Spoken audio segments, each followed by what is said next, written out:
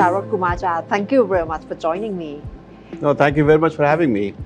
You are Global Director of Water Management Project of World Bank, and today you visit Thailand. Can you tell me more about current project that Thailand is involved with World Bank or World Bank is involved with Thailand regarding water management? First of all, I'm very happy to be in Thailand. I have been visiting this country in my previous capacities. When I was head of the World Bank's disaster management practice, I used to visit Thailand very often. We had very strong partnership between the World Bank and the Thai government on disaster prevention and preparedness. In the water practice, which I'm heading at the World Bank and the Thai government have very strong partnership on water security, which essentially involves for Thailand on a priority basis to support Thai government on flood preparedness and prevention, drought preparedness and prevention. And this of course involves working for different parts of the country on both flood and drought related hazards. We've been working with the government for some time. There was a very important workshop today where the Thai experts presented their plans for lower Chao Phraya River Basin flood risk mitigation. And the World Bank experts who've been working on China, Vietnam, Indonesia, India, Senegal, Kenya, different Latin American countries, they share their experiences from other countries in the world, how those countries have worked on flood mitigation and drought mitigation programs. Thailand is prone to flood and droughts, and we are dealing with extreme weather. So what's your suggestion to Thailand in light of climate change? First thing, it is very important for us to fully integrate climate adaptation into our water resource management strategy and programs, because the climate change is changing the hydrological cycle, which means rainfall is unpredictable. You really do not know when, how much it's going to rain and when. And therefore, you need a very strong water resource management program that fully integrates climate information. This also means that the governments need to invest more in water storage, because when it rains for a few days and then you have a long dry spell. So the most effective flood and drought mitigation strategy is to store more water. And I'm very happy that the Thailand plans that the Thai experts have put together essentially confirms to the international best practice in storing more water.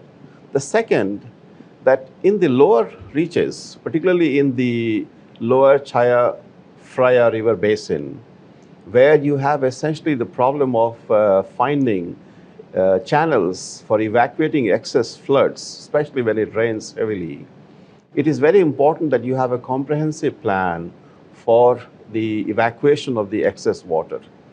And at the workshop today, the government presented the Plan 1 and the Plan 2 of the total 9 plans.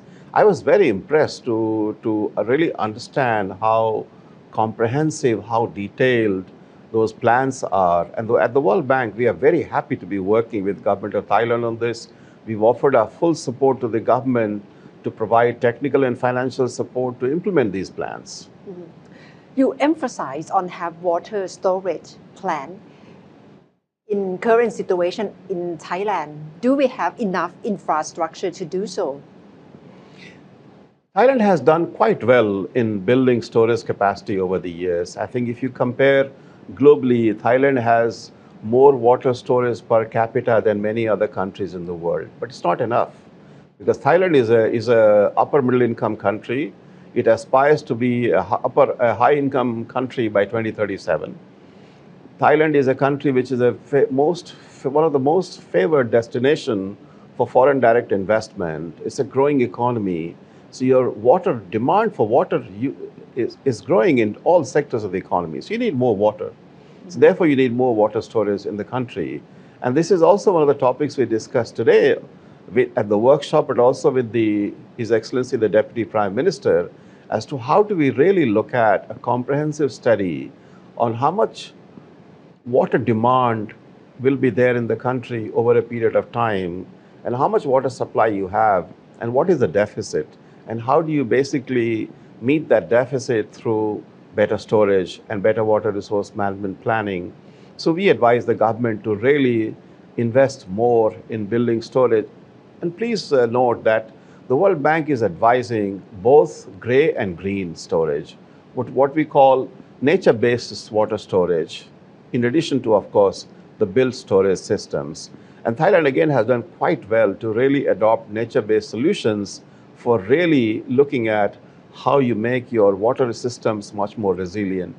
Let me also say that the water infrastructure that is existing in the country, they need to be analyzed, whether in changing climate, those structures are going to be resilient.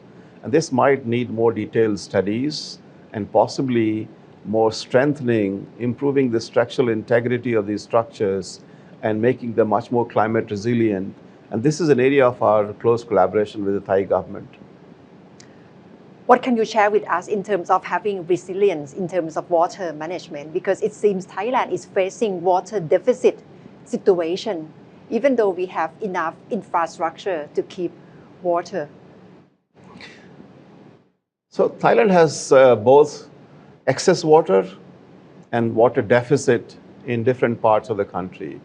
And one important experience that was shared today at the workshop by the World Bank experts to deal with both flood and drought as part of one integrated water resource management problem.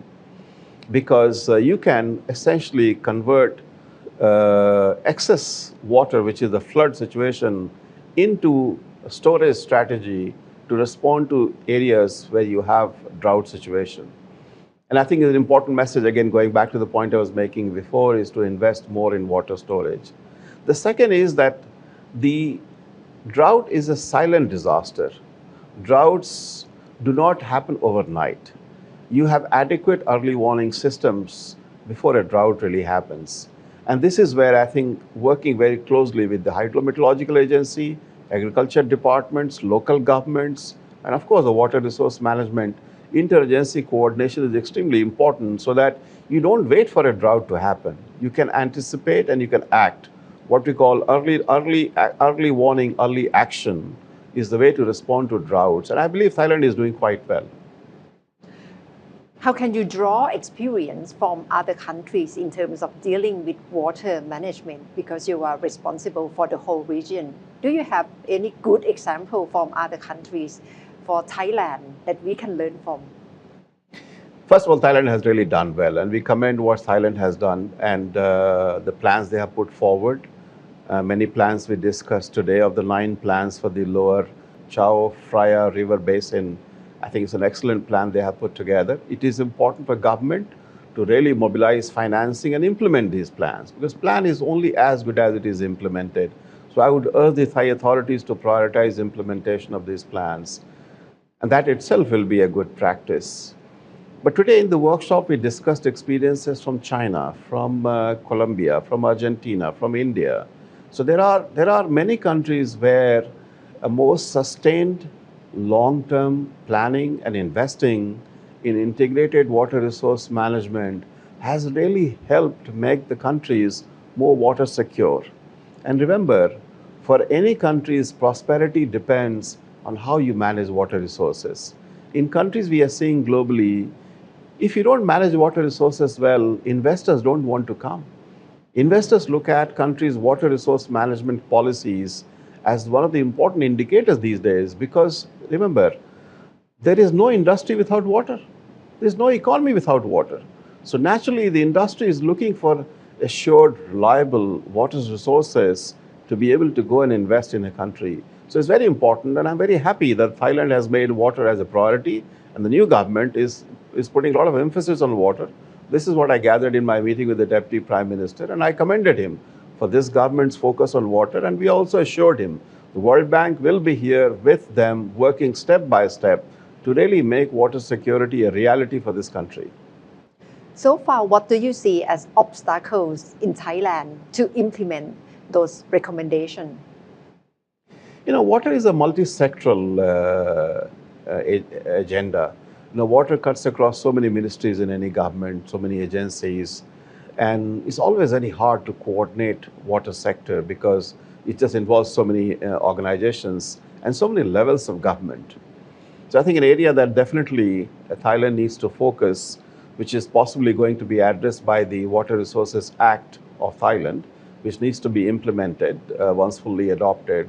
So that you need a very well-functioning interagency country water platform which brings all the agencies together. It is extremely important for dealing with issues of flood and drought.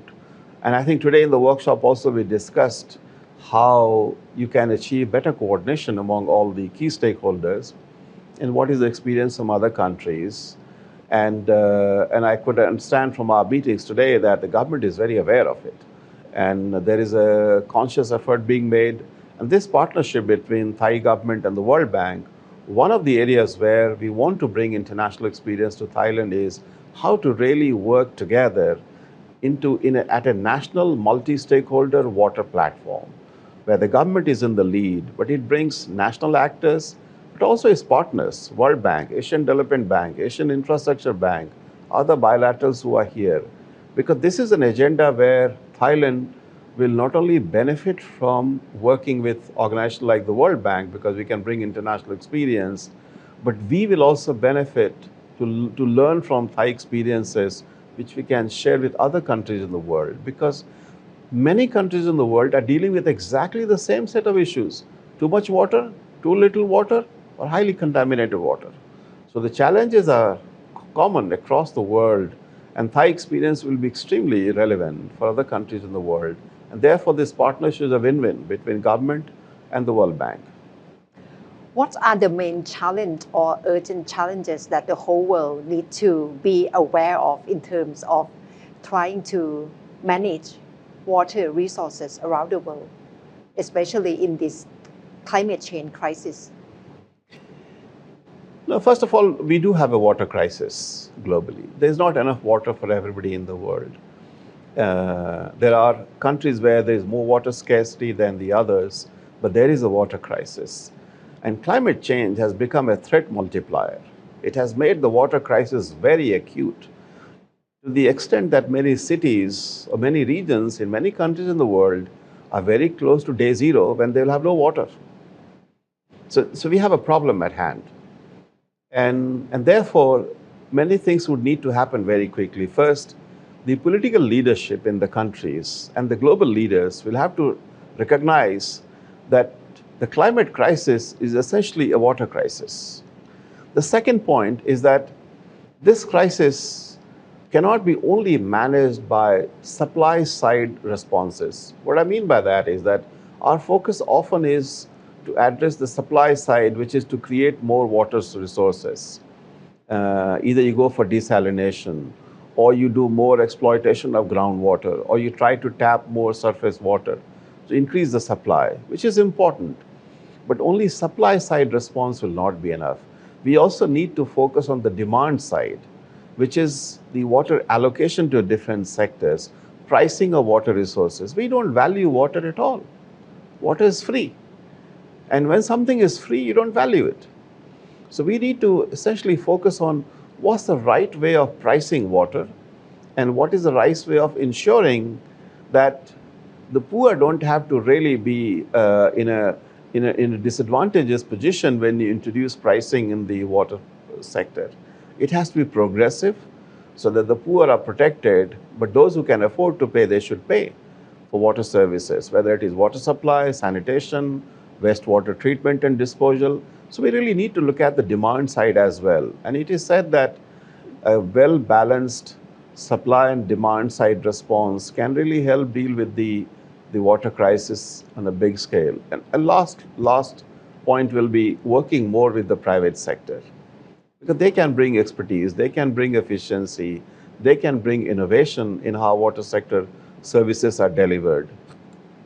And I'm very happy to see that in many countries in the world now, private sector has become a key partner for the governments in delivering water services. Mr. Saroj Kumar Jha, thank you very much for joining me. ขอบคุณค่ะ Well, thank you very much for having me. It was a pleasure talking to you. Thank you.